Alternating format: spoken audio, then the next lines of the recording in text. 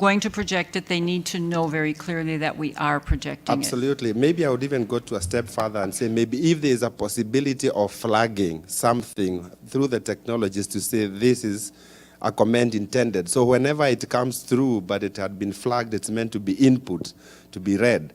Then whether it's even coming where the presentation is going on, at the end, they can be looked at those ones that are actually meant to be in that regard. So that might sort of mitigate against that, regardless of the platform, so that it saves putting everything up, but it's what is intended for that. So it's not missed out, and at the same time, you don't get another one that was not meant to be.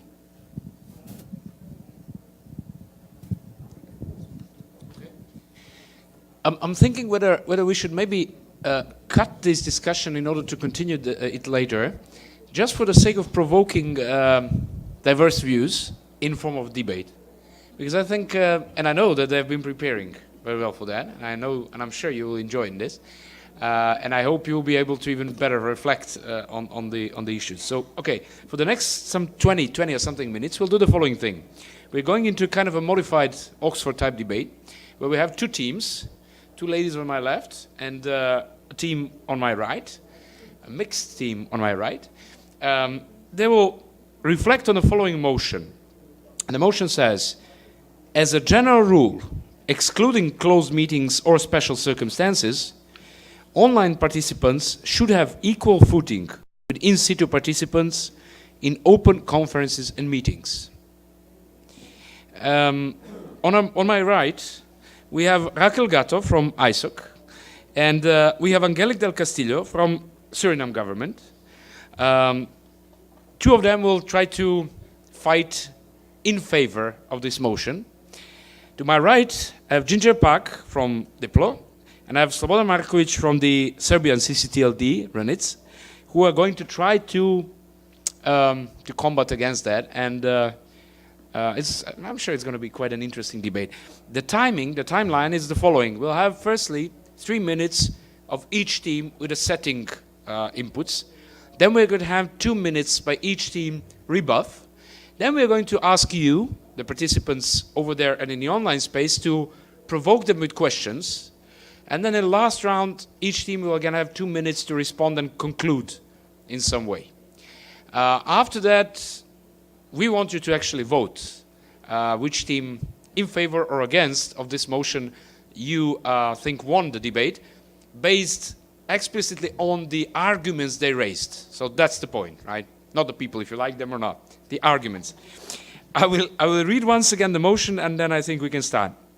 So the motion is, as a general rule, excluding closed meetings or special circumstances, online participants should have equal footing with in-situ participants in open conferences and meetings. Ladies, for in favor, the floor is yours. Thank you, Vlada. First, we are really glad we have the whole principals on our side, so we are the in favor team. While looking to this quote, what we first stated was, what is the potential differences, right, between being an online participant and being an in-situ participant.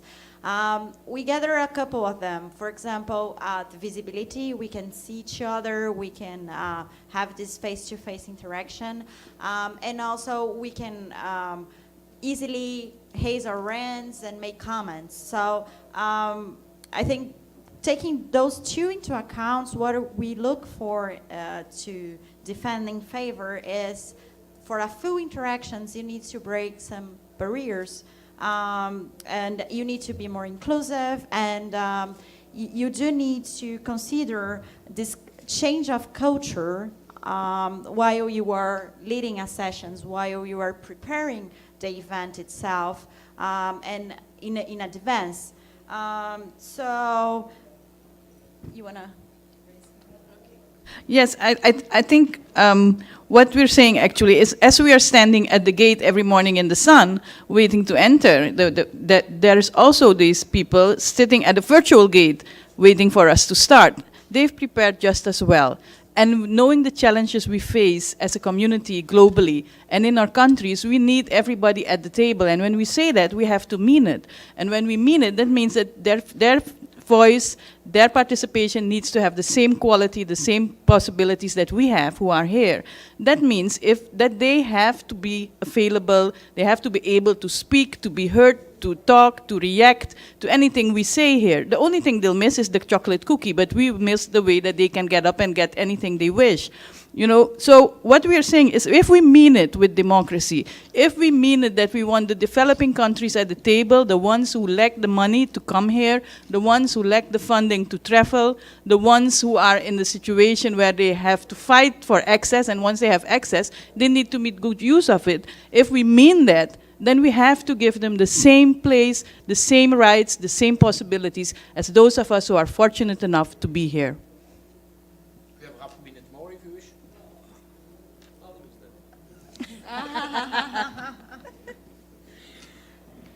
And so,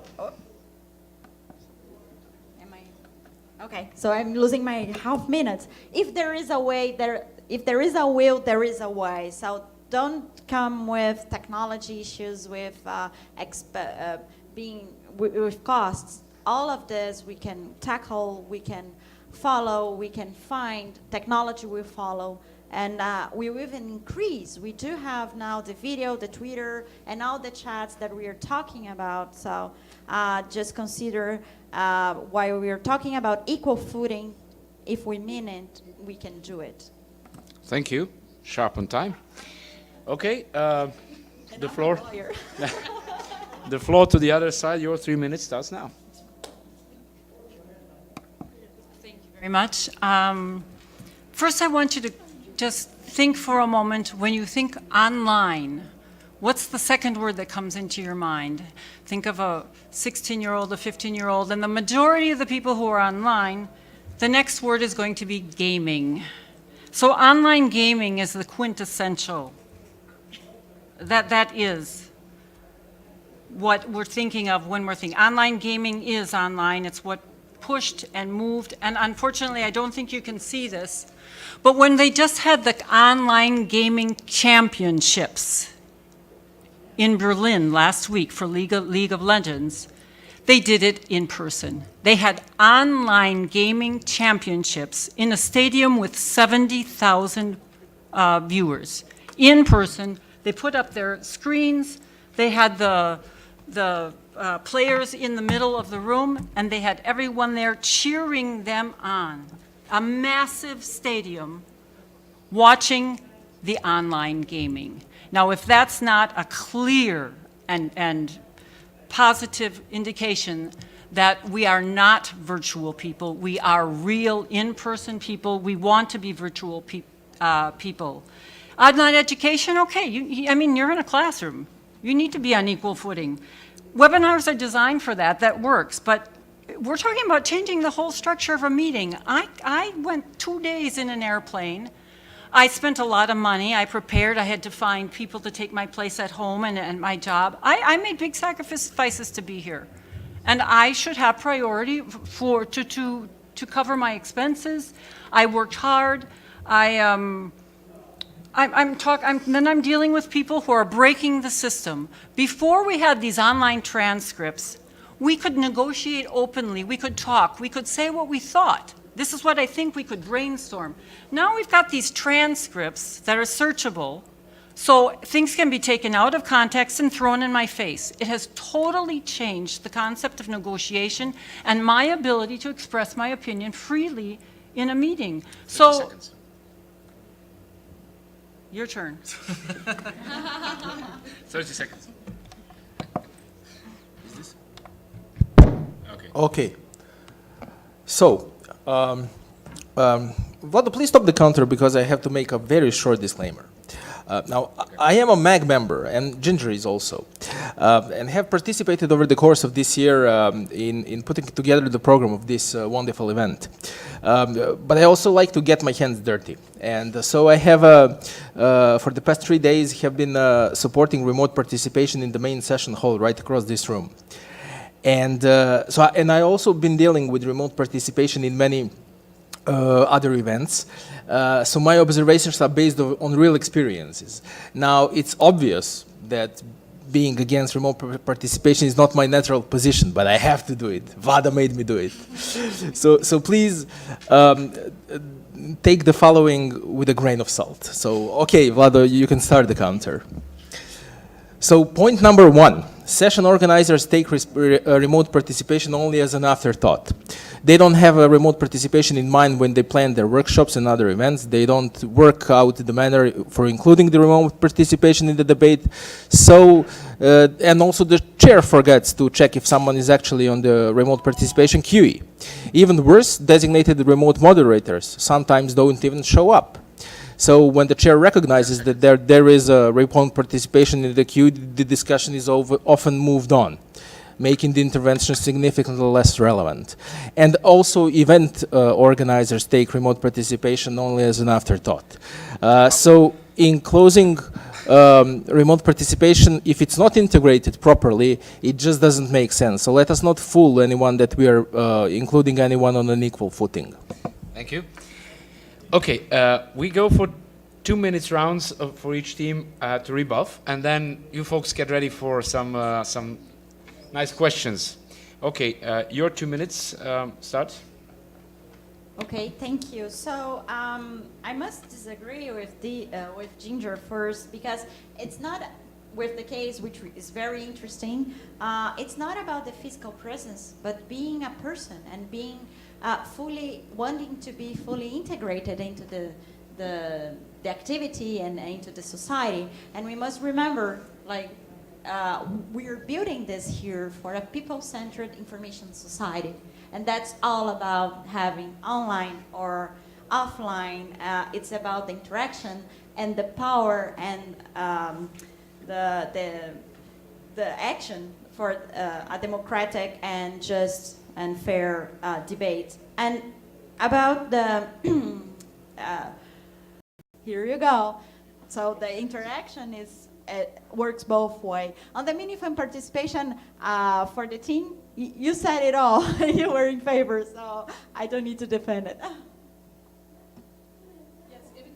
Meaningful, but that is why we say that everybody needs to participate, even the ones that are not here, that they have to have the same opportunities, because they may just walk around with that one ID that will solve the biggest problem we've been carrying for so long. And if you don't allow them to deliberate with us, then how are you ever going to get that solution from them? And that I totally agree with you. The more we allow them to do that, the more they will participate, and the broader our pool of resources and solutions will be. Okay, 2 more minutes for your team. Okay, I just wanted to take this question regarding the participation in deliberations. I mean, you know, in order to have a meaningful debate, we of course must have informed participants. And there are 2 sides to this issue, in my point of view. The first one is transparency. This is why, for example, MAG meetings are open, webcast, and transcribed. But this manner of behavior is exception. For instance, only a few governments offer issue analysis and argument building, and impact assessment, and education, and that is also a thing which is rarely seen in practice. So if we don't have these things, it's only, you know, a matter of opinion battle. It's not an argumented debate. So it's not enough to say just, you know, we should have more, you know, inclusion in deliberations. We need to ensure that it's meaningful. Quickly answer your question. Thank you, Raquel, for your points. I think they're very valuable, but unfortunately you're wrong. Because I wish it were true, but when you walk in the door and you go through security, they're looking at you, they know who you are, they check that you are who you indeed said you were, they check your identification. Online, we have no idea who they are, we don't know what they're going to do, we have absolutely no way of verifying what and who they are. Perhaps that's good, we should have online anonymity, but I'm sorry, if you think about it, you'll realize that it's simply not true. Okay. Thanks. So, should we try to vote somehow? And now it's up to. We do have back our remote participants. Unfortunately, dear online participants, you missed the very interesting part because the whole. Yeah. Okay. Let me just try to see how I turn this off. Oh gosh. This is complicated, I guess, more than I thought. Let me just see. Stop it. Okay, just hit it. So there was a problem with internet in the whole venue. That is the issue, and it happened in the middle of the debate, which helped the debate grow. But unfortunately, we're not able to see it. Okay, maybe before voting, since we have participants back, is there any comment or question from the online participants? Thank you, Chair. Yes, we have one comment. We have one comment from Ruth Hannell, and she says that we have to fill out a form with quite a lot of information about before accessing WebEx. Okay. Before we go into that discussion, so on one hand, we had to my left, we had the team that was in favor of a motion saying, as a general rule, excluding closed meetings and special circumstances, online participants should have equal footing with in-situ participants in open conferences and meetings. To my right, we had a team which was against this motion. Now I want to see, including the online participants, if you feel like voting, if you think you have heard enough, I don't know, because of the interruptions, how many of those think that the team in favor was better this time with the arguments? Raise your hand.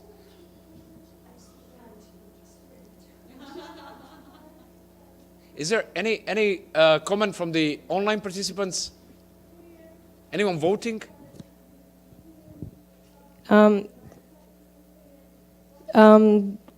Before Ruth said that they have to fill out a lot of information about themselves, and then Dan York says that they only need to fill out their first name and last name and email address, and all the other information can be left blank. But still no one voting. Okay. Deirdre? The call was who votes for the team that was in favor of the motion? Huh? The arguments, yeah, the arguments. One. Yeah, in the room. Well, in the room, yeah. Yeah, in the room. Yeah, in the room. So for this team, for the arguments of this team, 2. Okay, who votes for the arguments of the team that was against?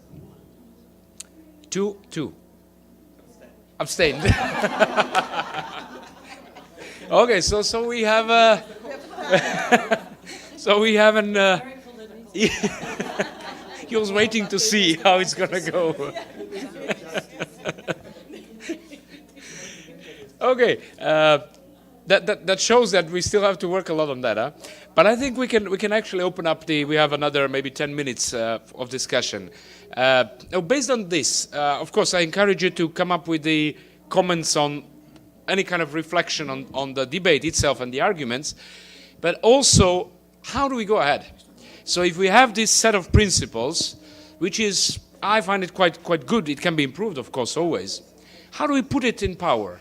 Should we ask these distinguished colleagues from MAG to somehow push it, or should we distribute it further, or how do we effectively put it in power? And also, how do we secure funding for better e-participation, remote participation for the IGF?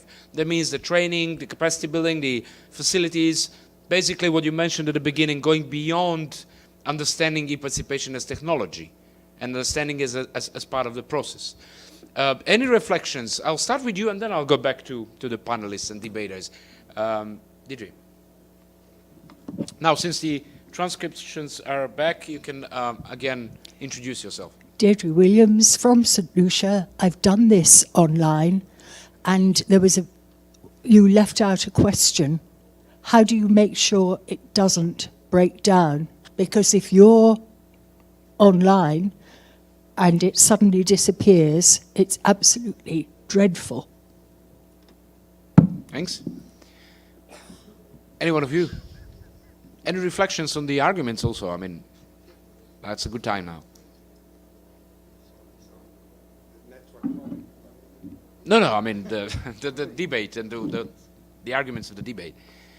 Yes, I think it's a follow-up to what she's saying and also a way of supporting the team that I was accusing here. One of the things that could be done is that sometimes it's better to have it a bit, even if it's a bit late, than never to have it at all. A flicker of connectivity, either on the side of the recipient or on the side of where it's happening or in transit along the servers, means that you have actually lost that session and nobody is going to repeat whatever happened. So perhaps the sessions must also have a parallel recording, not on web. We are over-depending on this internet too much, but we need to have a sort of a backup, a camera just rolling.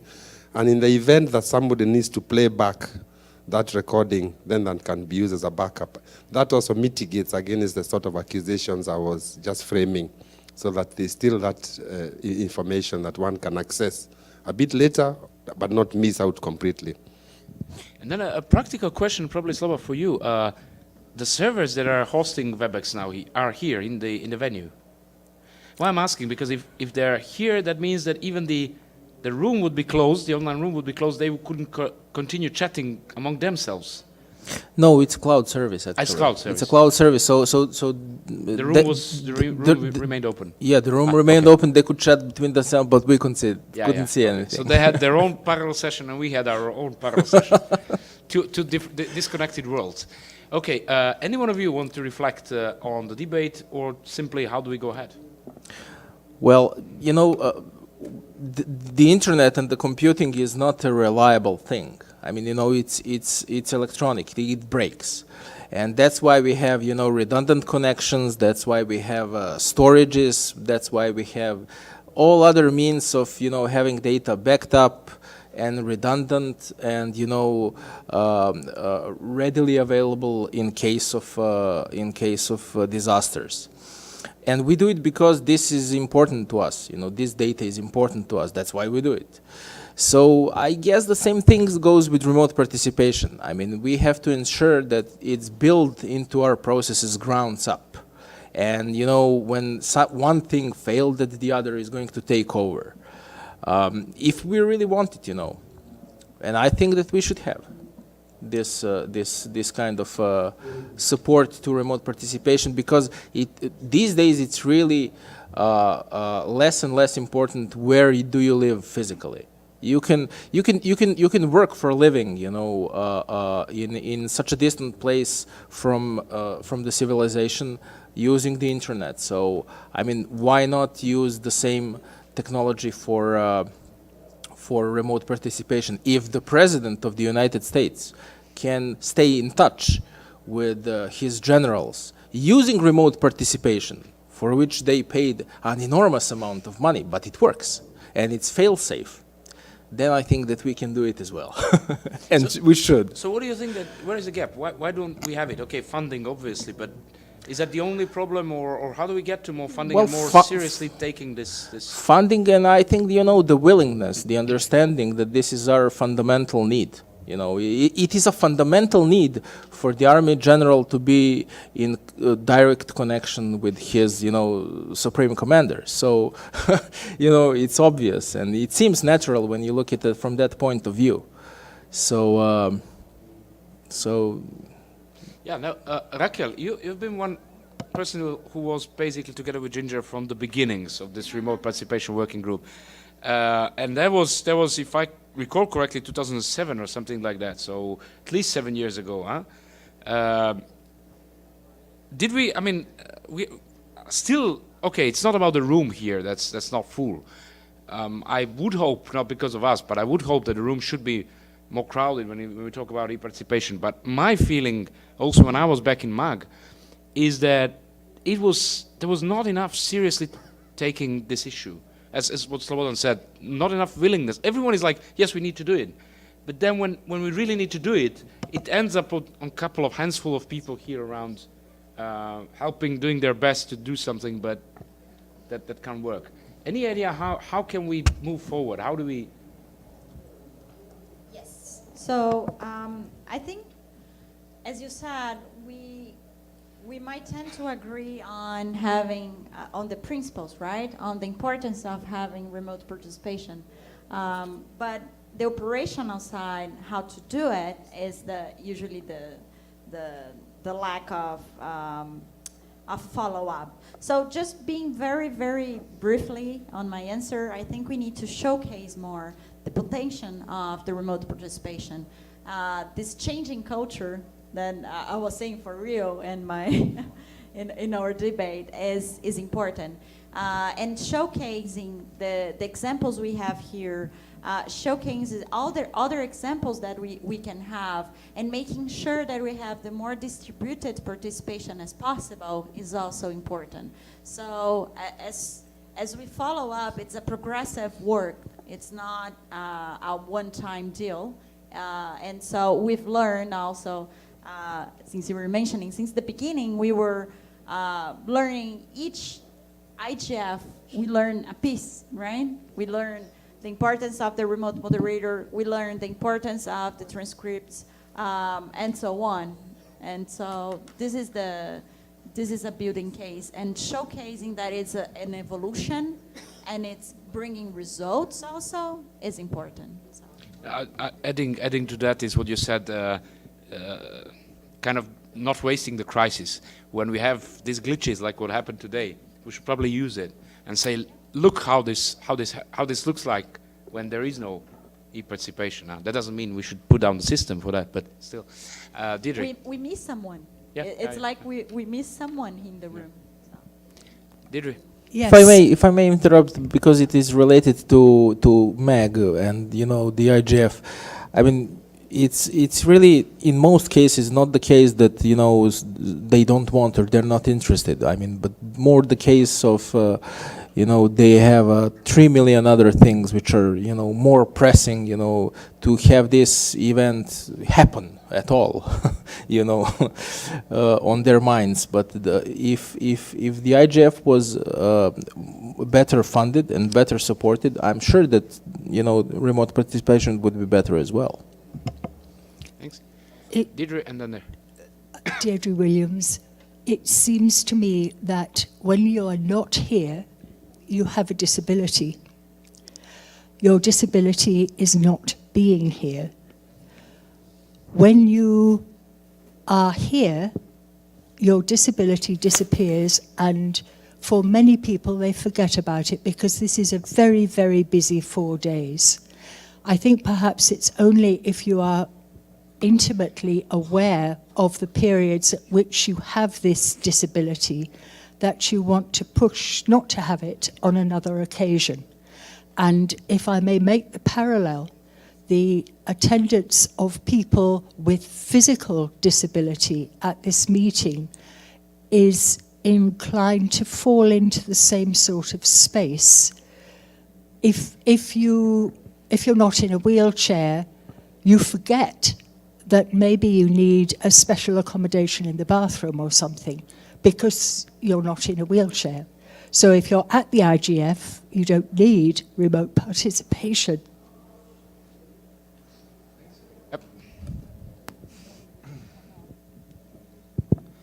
Oh. So, Should we go first, okay, for the online participant, and then we go? Yes, we have Shauna. She wants to make a comment through audio.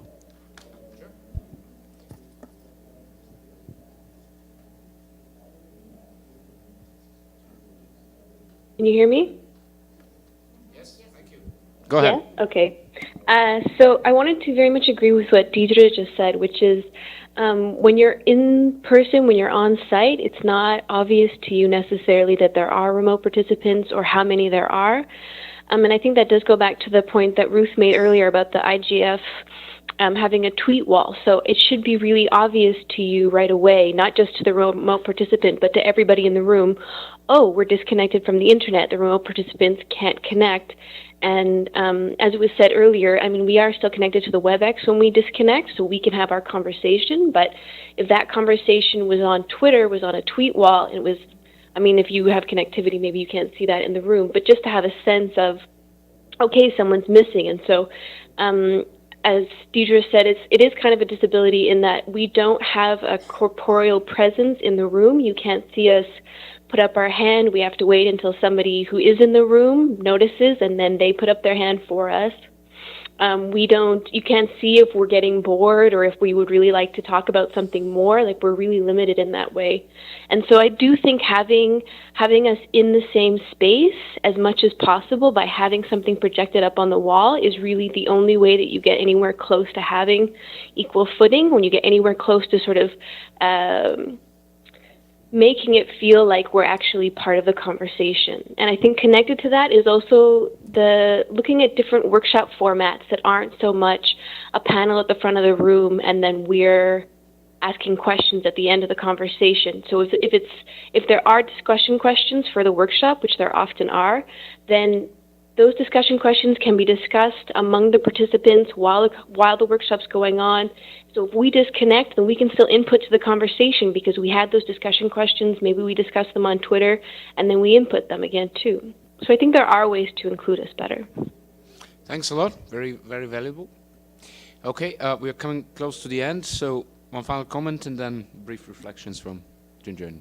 All right, my name is Jardiel from the youth program. So I'd like to comment a little bit about a situation we have in Brazil, about participation in general. For example, in my city, we have a very famous participatory budgeting. We have a digital participatory budgeting since 2006. And we had an amazing start with 172,000 people voting and participating online. That's almost 10% of the whole voters of my city. And from 2006 to 2013, we had the following numbers: 124,000, and then 25,000. And last year, in 2013, we had 4,000. So more than 98%. So, and in this year, it happens every 2 years. So it was supposed to be in December, and we have no news about if it's going to happen or not. So we have a lot of problems with that because the younger generation, always us, so the younger generation in Brazil have a situation that is before 20 years ago or so, we didn't have these spaces. So the spaces were created, but now we have the spaces, but they're not very attractive to the youth. They're not very fast. There are a lot of bureaucracy, and most of times it takes a long time to the deliberative process, especially online, becomes an action. So we have a lot of challenges, not only in my city, of course, everywhere, to make this more appealing and make it more effective. Okay. We're about to finish, but before that, Angelica, maybe last reflection from your side, and then letting Ginger conclude. Yes, let me say it was of course a pleasure to do this, and it was fun to be on the side that I'm actually on. It's always easier. But I have to say, you know, in order to get this to really work, as it was already said, you need really a mind shift. You need on both sides of organizers who need to be realized that this is a valuable contribution that these people can make, and also on the side of the participants that we expect to participate. Because I can share that in my country, you know, in Suriname, many young people aren't even used, they don't know how to participate online. Because I did some sessions and I asked them to participate online, and some of them had a problem to connect. They didn't know how to connect. And that gives them a certain fear because it's unknown. They feel like they are not in control. They don't know what's going to happen. So even though they have the access, they have the tools, they still are at the very, very bottom of getting them used and accustomed and comfortable with doing it. And I think I am totally for this, but we need to start at the bottom and make sure that people feel comfortable doing it, so that they start demanding also to participate in that way, so that they realize that they can make a contribution even if they're not present here, you know, and it saves money.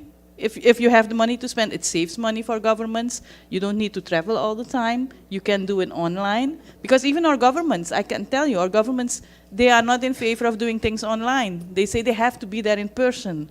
You know, even though they can do, I mean, negotiations, you have to be there. I still believe for a negotiation, you sit across from each other because everything speaks, you know, body language, everything. But, you know, like a conference like this is not a negotiation. You can do things online. but they have different reasons why they prefer flying. But, but when it comes to us, the people who need these experiences to grow, to solve our problems, to develop, we need to build the capacity in our young people, in our older people, in everyone, in order for them to demand this, and so the organizations will make that change in the mind shift in order to provide this. Thanks, Raquel. Quick. Yeah, quick. I just want to thank the other team, really, Ginger and Slovan, because it was really funny. I wanted to react. You did really a great job, because this is the this is the measure. And so, and just to give a final message that we should also have ambitious thoughts as we are talking here on remote participation and beyond IGF and beyond events itself for more democratic channels of e-participation. We also should think that it's not only physical events that we need to bring online participants, but also on the, could shift the center to an online event or to one online participation, and then include the physical one. So we need to be ambitious and also think both ways and shift centers. So that's my... Thanks, Raquel. Ginger, well, how do we go ahead? Well, I think that Slova he's a wonderful example of putting words into action, and I know he's going to solve and take back to the MAG with me to move this forward, and the things that we've learned from you are excellent. We will take them all into account, so we don't need to elaborate on that, but we'll do it online. And I just want to quickly agree with several of you that it's not about the technology anymore. It's about the willingness and the planning. So it's not sabotage, as you proposed. It's not. It's about apathy. It's about not caring enough and not doing it.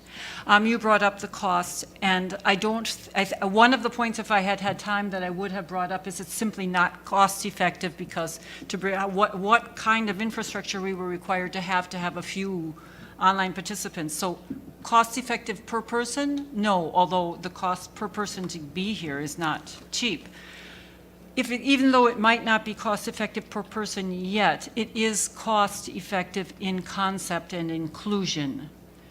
So we just need to do our planning, and I lastly would like to congratulate the real winning team, which I think is these two guys who had their great provocative questions to us, so thank you.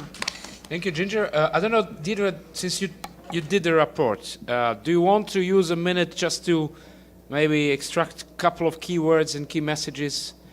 I think the report will anyhow go online, but do you feel comfortable doing that now, or?